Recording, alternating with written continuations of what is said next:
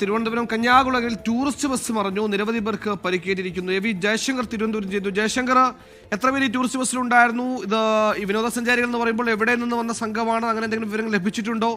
ആർക്കെങ്കിലും കാര്യമായ പ്രശ്നമുള്ളതായി അറിയുന്നുണ്ടോ വിവരങ്ങൾ?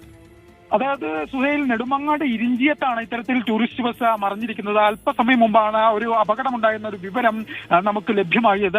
ഈ ബസ്സിൽ, ടൂറിസ്റ്റ് ബസ്സിൽ 50-ലധികം ആളുകൾ ഉണ്ടായിരുന്നു എന്നാണ് വിവരം. അപകടത്തിൽ കുട്ടികൾ ഉൾപ്പെടെ നിരവധി പേർക്ക് പരിക്ക് പറ്റിയെന്നും വിവരങ്ങൾ ലഭ്യമാകുന്നു. നമ്മൾ സംഭവ സ്ഥലത്തേക്ക് എത്തിക്കൊണ്ടിരിക്കുന്നതേ ഉള്ളൂ. നാട്ടുകാരും പോലീസും ഫയർഫോഴ്സും ചേർന്ന് പരിക്കേറ്റ ആളുകളെ നിലവിൽ ആശുപത്രിയിലേക്ക് മാറ്റിക്കൊണ്ടിരിക്കുകയാണ്. എന്തായാലും വലിയൊരു അപകടമെന്നാണ് നമുക്ക് ലഭ്യമാകുന്ന വിവരങ്ങൾ. എന്തായാലും അപകടത്തിൽ ഗുരുതരമായി പരിക്കുണ്ടോ, പരിക്കിന്റെ വ്യാപ്തി എത്രമാത്രമാണെന്നുള്ള ഉൾപ്പെടെയുള്ള വിവരങ്ങൾ ഇനിയും ലഭിക്കാനുണ്ട്. എന്തായാലും പോലീസും ഫയർഫോഴ്സും നാട്ടുകാരും ചേർന്ന് പ്രദേശത്ത് രക്ഷാപ്രവർത്തനം നടത്തുന്നുണ്ട്. ഈ ടൂറിസ്റ്റ് ബസ് ഏത് തലത്തിലാണ്, എങ്ങനെയാണ് അപകടത്തിൽപ്പെട്ടത് ഉൾപ്പെടെയുള്ള വിവരങ്ങൾ വരുന്ന മണിക്കൂറുകളിലായിരിക്കും എന്തായാലും ലഭ്യമാകുക. എന്തായാലും